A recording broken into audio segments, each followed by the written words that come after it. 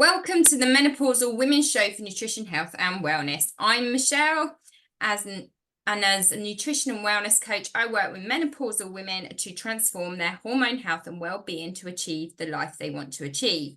On this podcast, I share research findings on hot topics, talk with other holistic healers, and share my own experiences to empower women to take steps to a better lifestyle. Now, this week, I'm speaking to another fellow life coach and a yoga teacher, Kathryn. Kathryn, after working in the corporate world, always feeling like there was something more, had the opportunity to work in Thailand at a retreat centre and jumped straight in. Kathryn now specialises in supporting people around the globe in silencing their inner critic so that everybody has an equal opportunity to live a life they want to lead. So super excited. Can we put our hands together to welcome Kathryn to the show? Welcome, Kathryn. Hello, welcome, Michelle. Thank you for having me on today. Perfect. Right. So shall we get kicked off? Can you just tell us a little bit more about yourself and exactly what do we mean when we talk about the inner critic? So as you mentioned, I'm a life coach, I'm a yoga teacher and also a retreat host. And my focus through my coaching is supporting women to help overcome their self-doubt. So that inner critic, that is very much related to all those self-doubts. And this is really so that we can get them to a place where they can make confidence decisions and ultimately live that life that they want to live. So you may find that there are things that you want to do in life that are holding you back. Maybe you're having those doubts. Maybe this little voice in your head is saying you can't do it. That is your inner critic speaking. And for some of us, it can be a little bit louder than perhaps our own little cheerleader, which we have inside of us as well. So I help people to recognize which one is speaking and then really to lead with that cheerleader and overcome those self-doubts. And as you said, Michelle, I live between the UK and Thailand now. So I'm currently back in the UK for a few months. I moved out to Thailand just about almost 7 years ago now to work in a wellness retreat out there. And I've been working in wellbeing ever since. And now my focus is on the life coaching. And because most of my clients, I work with them online, I have this freedom to obviously live in both places, which is a joy and allows me to skip those cold winter months as well, which is lovely. Fabulous. So can you tell me, how did the inner critic show up in your life? So I think when I was reflecting on this, the main part of my life where I can see now it was almost shouting the loudest was definitely back in my 30s.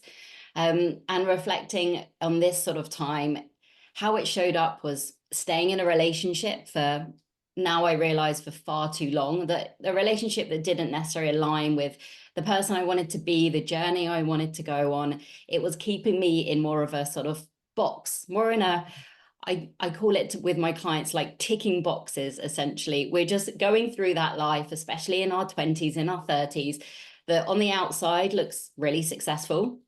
But inside, it was just not really aligned. And this is where, when I look back, the inner critic was at its most loudest, because thinking about leaving that relationship, knowing that it wasn't right, but ultimately hearing myself say, but maybe you won't find anyone better, or you're approaching 30, so you can't leave that relationship because then you won't be achieving or you won't be a success, like based on what society thinks. And I call it the textbook life. Yes, I love that. Textbook life, where you're supposed to marry, get 2.4 children, you know, the nice house, car, the corporate job, and loads of money, and love you that. complain about nothing. Absolutely. And I think that certainly in our 30s, it's kind of, you know, we're told in a younger age, it's like, just follow this and then you'll be happy and that will lead to happiness. So you may have like realized that actually there was some other voice in there at the time. And this is what I realize now. There was a part of me that was shouting like, make a change, make a change. Yeah. But there was a big part of me, a louder part of me, let's say, that was saying, no, Kat, this is what we do. This is what you stay. This is how you become successful. This is what happiness is. And I'd say it also led me to not feel very confident. So in other situations, maybe putting myself forward for new things, for new opportunities, it was keeping myself very much in this this place where I wasn't someone who, you know, put my hand up too often. There wasn't someone who was who wasn't scared to kind of step out my comfort zone. So instead, I say it kept me safe. Clearly not the best path, but back then it felt safe. Beautiful. And I think a lot of us can relate to that, because I know certainly, you know, I was going through something similar in my 30s. You know, you got to marry, you go, and just this voice in the back of my head was always something, something's better. There is always something better. And I'm like, okay.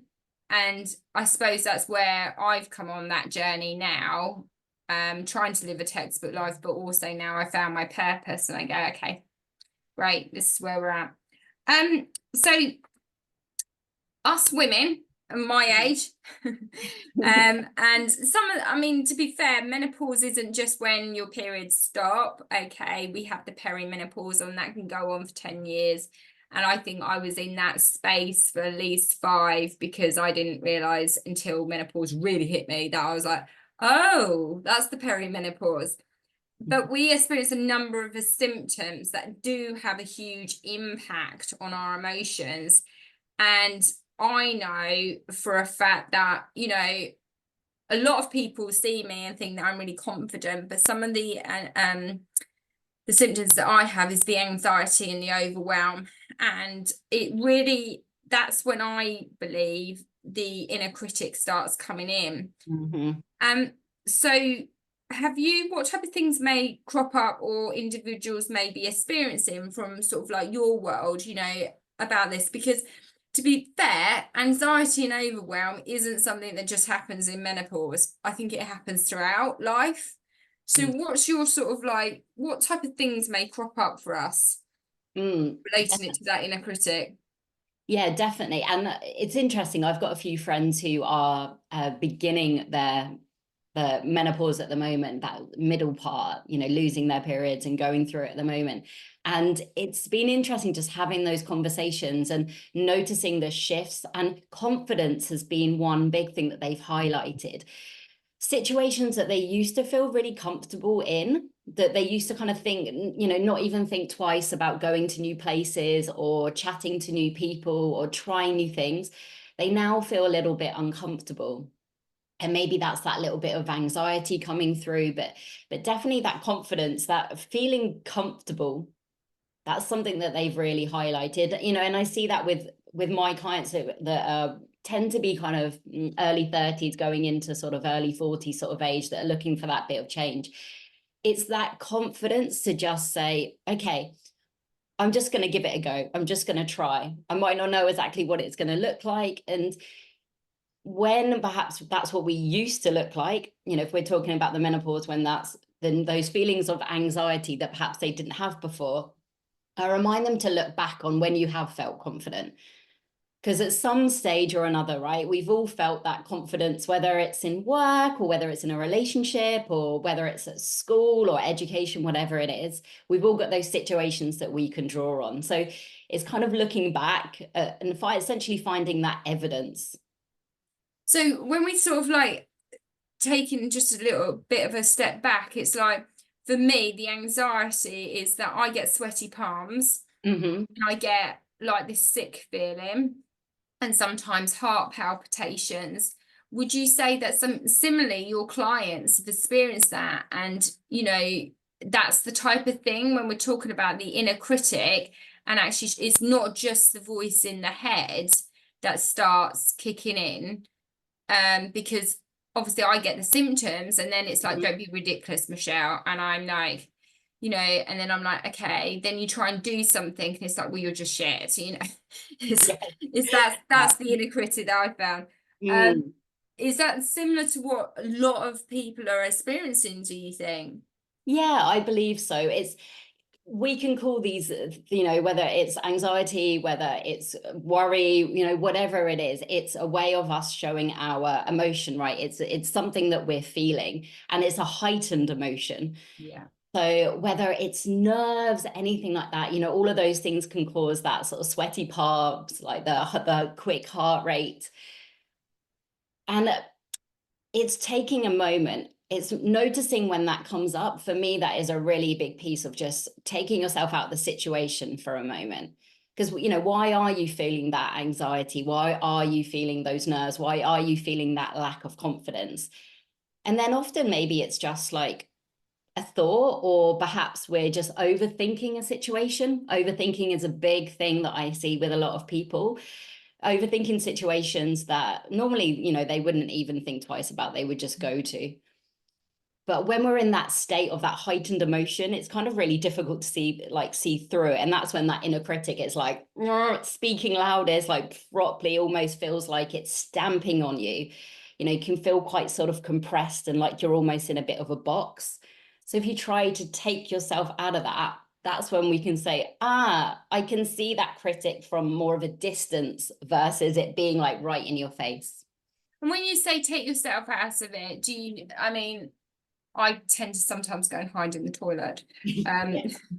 So it is just literally, you're saying the strategy to challenge that inner critic to start off with is take yourself away from the stimulation of life.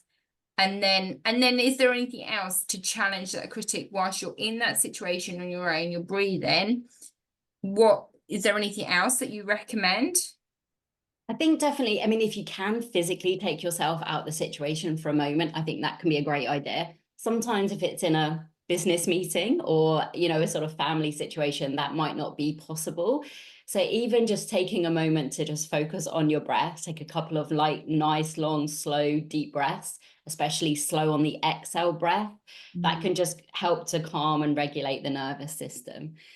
And that can be something that we can do in any environment, rather than being like, do you know what, I just need to exit this situation and almost run from that situation. Because if we can get better at dealing with these times that maybe we're feeling anxious or we're feeling overwhelmed or we're starting to maybe compare ourselves and we start to feel those feelings come up, if we can just have these little tools that we apply to ourselves, then we're going to be able to manage those emotions perhaps a little bit better. Beautiful. Is there anything that you would recommend that we sort of like techniques? I mean, we talked about breathing, that we move ourselves from the self-criticism to more self-compassion. I love that. Okay, one of my favorite tools, and I will always encourage my clients to do this, and it's kind of, I like to really start our journey with it, is journaling. Ooh. And people will often say, I don't know what I'm going to write. Do I have to write a to-do list? Is it a diary? It's that panic of like, oh my God, what am I writing down? Okay, so just to caveat this, it can be anything or everything and anything. But the reason I love it is because if you are someone who does overthink here, if you are someone who does suffer with anxiety, it's like a brain dump for your thoughts and it's giving them a place to go. And now sometimes we don't want to share our thoughts with friends or family, you know, unless we've got some sort of coach that we can confide in. Sometimes our friends or family, they might just give us that tough love, and often that's not what we need. So journaling can essentially just be a place where we empty everything. And a question that I just love to start with, it's like, how am I feeling? And then if you're ready to dive a little bit deeper, it's like, well, why am I feeling this? I think, and that's beautiful, because actually, even if you don't do the journaling and you're in that situation, work situation, which obviously I carry a pad with me everywhere. So it's like, okay, and I can undoodle sometimes, because sometimes like just if you are that angst, you can doodle within a meeting and still try and pay attention. Yeah. That a really important question of how am I feeling? And I actually am trying to get into that realm of doing that every day, particularly like for me at this moment in time. There's an awful lot of roles that us women are juggling because we're in the summer break. I know that my listeners out in the States, you have 12 weeks of summer break to deal with. Yeah. And It's a long. it's full on, because if you have more than one child, how many of them just pick at each other? Then you're still trying to do your day job. You're still trying to support and serve your purpose. And actually sometimes just going, right, how am I feeling in this moment? Okay. And that's taking that time And Mhm. I'm very much in terms of as part of high performing teams is do take yourself away. You've got too much stimulation, even if you're just, you know, a person in their 20s or 30s, you're doom scrolling, you're got your computer going, you've got this the going and everything else. And actually, if you're trying to perhaps find your way in your 20s and then or you're in sort of like your 40s and beyond and you're trying to navigate all of this, actually, how am I feeling gives you that Mm. moment to pause if you do not want to focus on your breath. Because a lot of people think when we talk about breath work, oh my God, you're going to send me down the meditation route Yes, yeah, 2 they're like, hours. you need Yeah. to be calm, yeah. Yeah, peace and calm. And it's like, well, no, actually, your breath, actually, your body is quite good. So your breath is, as you say, loads of vagus nerves. But that is a key question: is how am I feeling? And I think that's beautiful to say about journaling. It's such a simple question to ask ourselves. And the funny thing is, we ask that question probably so much to others during the day. It's like, Yeah. but it's a bit more like, how are you? But yeah, we rarely ask it to ourselves. And one thing I would suggest with this is often when you say, how are you? And you're feeling that sort of like, you're asking yourself that question for a reason, right? Often because you are stressed. The first thought that most people, the first emotion that most people will come with is the word stressed. Now, whilst that is a useful word, but that is a big emotion. Yeah. It's a big umbrella emotion. So we want to get a little bit further down. We kind of want to understand, okay, is it stressed? Am I anxious? Am I nervous? Am I confused? Am I lost? Just start to dig a little bit deeper. So that question of how am I feeling? That's almost like your starter question. And it's like, how am I really feeling? What is causing this emotion? And once we get down, like, call it like digging through those layers. Once we get down to that layer, it's like, okay, now what I know I need to do for myself because I've got that data of how I'm really feeling. I know what's caused that feeling. So if you're in a situation, for example, and you feel really uncomfortable and you realize that you just feel nervous, it's like, okay, well, what can I do to help me shift those nerves? Say hello to someone. Easy. Now I know what to do. Now I know what action to take. But unless you're giving that attention, though that feeling attention, then you're just going to continue through your day, almost accepting that that's how you feel and not making any steps to move through it. Beautiful, beautiful. So we've briefly touched on, is there anything you wanted to add on more about mindfulness or meditation practices that you recommend to silence the inner critic? Growing up in the countryside, I am a big lover of nature. And every time I've just come back from a retreat I ran back in Cornwall, down in Cornwall this weekend, and it was 4 days of being immersed in the most like beautiful location on a little peninsula. And just the comments and the things that the ladies shared that joined me, a lot of them were in London. And it was almost that, oh, wow, like I feel like I need to talk quietly because the birds are so loud and I don't want to be louder than the birds. And just being away from that hustle and bustle, and it just allows us to, like you said before, we're constantly stimulated by on our phones or we're constantly doing things, doom scrolling, whatever it is. Taking that time out in nature can just take ourselves away from all that stimulation. And actually, it just allows us to immediately feel peace. Obviously, there's so much science nowadays in terms of like the benefits of being in nature. Just get yourself out there. Even if you do work in a busy city, there's always a little green space, right? There's always a park. There's always perhaps a river or something that you can sit by. But I like to think that, especially when we're by the ocean, it's kind of my favorite place to sit when, and I'm lucky I live near the ocean back in the UK and also back in Thailand. But I almost see that thought of just allowing it to wash away. And we can do that in nature as well. When we look up at the expansive sky, we can almost just let that thought go. I know that sounds simple, and I know sometimes it might feel like, is it really that easy? But No, it can be, but it's also very hard. And just for you, next time send me your details of your retreat, I'll come myself. Because for me, I live just outside London. And yes, we do have green spaces. I can remember though in the pandemic, we went up to Loch Lomond in Scotland, and I just sat there. There was a beautiful picture taken of me of just sitting there looking at the lake, and I loved it. And I have to really bring myself back to that memory. Equally, a lot of my listeners know that I run, and at the moment, the summer months, I get out on the trails, because even that little bit of a field, you know, and I combine it. It's just, I go, yeah, I've got no cars, I've got no noise, I can just hear the birds. My strategy actually very early in the morning is I go, right, listen to the birds. Just Love that. focus. If you can't focus on your breath, okay, then focus on something that stimulates you. And I have even got to the point on Spotify, you can actually download bird music. And I've just laid on the floor, and I just put bird music on. Anything to recreate what you can do, and just, eye mask on, just to go, actually that nature connection also stimulates, I think, the vagus nerve system as well as your breath. So find something that really, really resonates with you.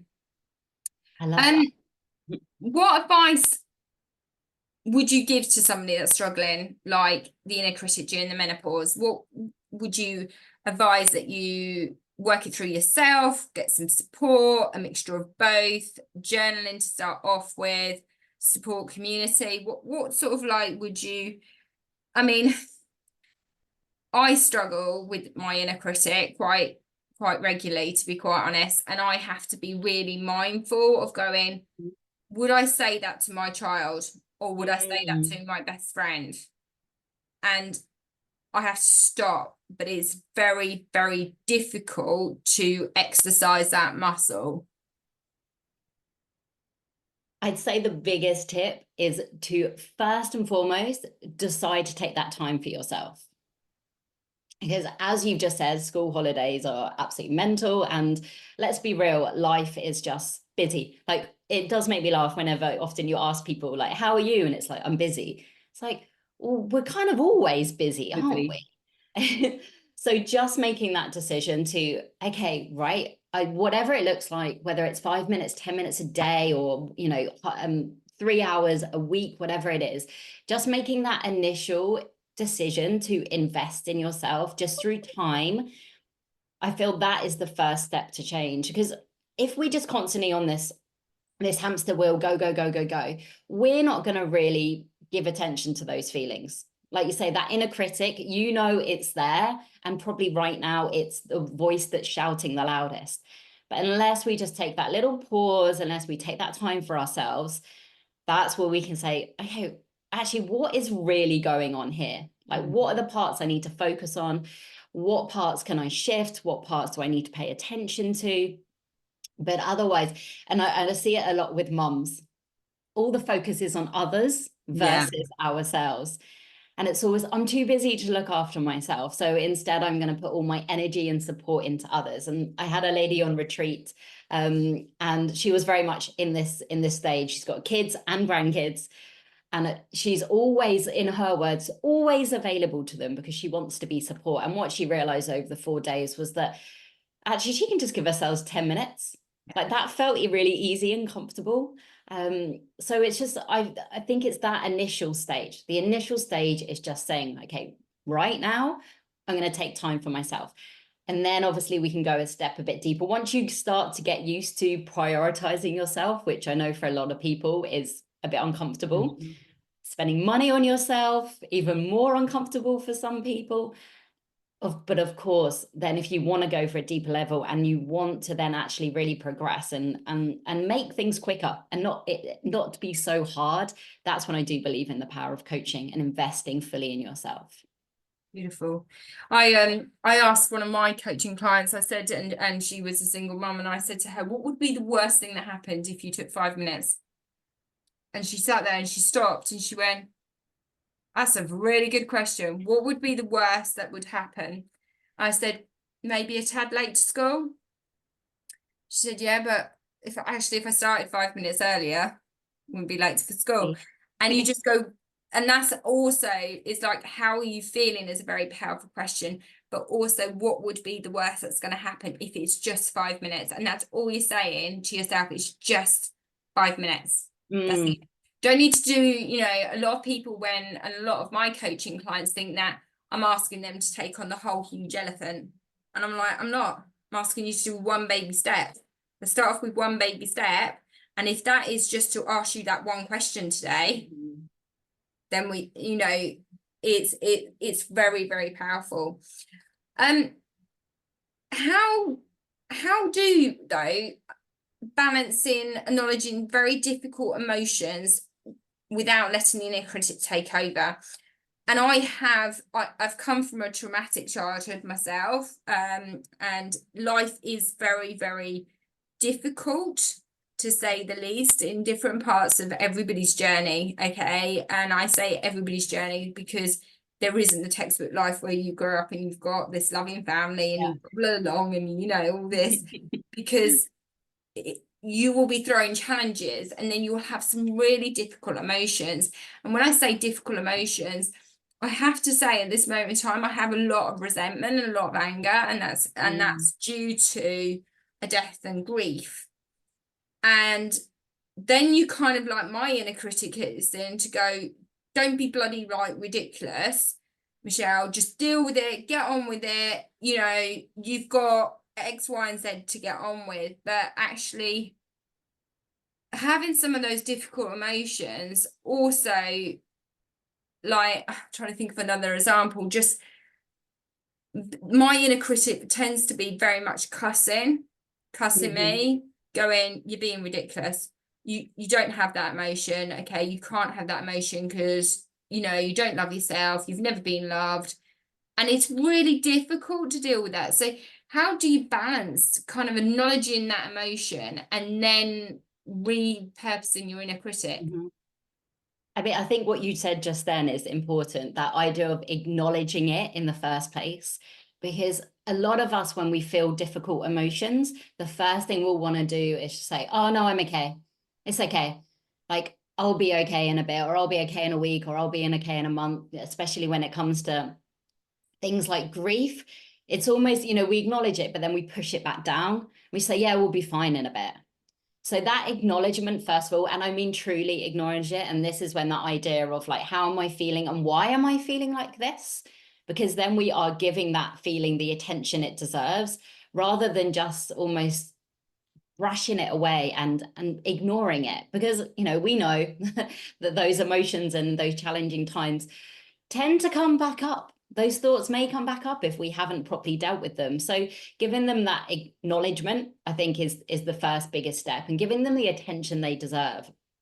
And one thing I always encourage my clients, you know, if it's they say a difficult emotion that they're feeling this way, and then they almost caveat with saying, oh, but this, and it's like, no, it's okay. Every feeling is valid. Oh, I like that. Every feeling is valid. Yeah. Beautiful. That is, every feeling is valid. Because whatever we're feeling at that time, there's a reason behind it, right? There's a thought that has created that feeling. And even if it's not a thought we want to have, we still had it. So, you know, often we'll cuss ourselves and be like, oh, I'm so stupid for thinking that way. You know, I shouldn't be such a negative Nancy. Like, you know, I'm always negative all the time. And we put ourselves, so we're adding on top of that feeling, we're adding then all this negativity. And then that inner critic is like, yes, this is when I get to fully shine, because not only they feeling that a negative emotion, but they're also now feeling bad about having that a negative emotion and all the thoughts. So that's when our inner critic is having a party and a field day down there. So and that's when you flip it around.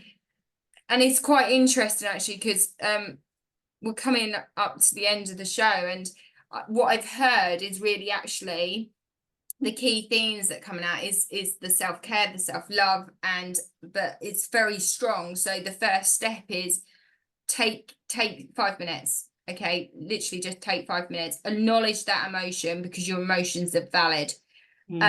Another a coach that I was talking with actually said, if it's that strong, that emotion, give yourself like a couple of minutes of cutting yourself. Okay, and let that inner critic come out. And you know, or you have your rant if you're angry, you know, really like swear, what have you, you know, and then go, okay, let's change that. And so you've gone, yeah, I'm acknowledging that feeling. Yes, it's valid to have that feeling for whatever reason. And there may not be a reason, because sometimes you can just wake up and you just go, I just feel really, really angry today, or really, really sad. And this is because of our hormonal changes. And then just go, okay, how would let's sit with that and then go, okay, let's move on, because you're only in your time for the 1 second you're in that time, because your next second's moved on. Yeah. And you can't change what you've done before, but you can always change the present and then what you're going to do in the future. Yes. And I think, like they use, like you said, that reframe of how you're feeling, and that's going to then, okay, well, yeah, I am feeling this way, but that is okay. So that it's acknowledgement, it's that validation, and then reframing that emotion of, yeah, I'm tired, but there's a reason for it, and it's okay that I feel tired. And then you're ready to move on. Because like you say, you can't change what's happened in the past. There's no point in worrying about that, but we can change about how we feel about that emotion. And if we get to 4 o'clock and we're still moaning that we woke up tired, that's probably a sign that we need to deal with our emotions when they first come up versus pushing them back down. yeah, and equally, it's all about the self-care. So, and that comes into sort of more of my specialism, which is looking at what's your day like, your energy levels, are you fueling, are you hydrating, are you giving yourself time, have you had enough sleep? And that then it all comes into sort of like that role, and this then stimulates the inner critic, and obviously it's very, very difficult. Just before we wrap up, I think this has been absolutely beautiful, because it's really, really given us some tips of actually, okay, and when I say tips, yes, we all are holistic and we're all doing very similar things, and there's lots of things that you can do to help manage your emotions, your hormones, how your body reacts. But the inner critic is something that happens to all of us for whatever reason. And you've given us the tips of actually just journaling, just say, what are you feeling? And if you want to go further, why are you feeling that? And then equally just saying it's okay to feel that.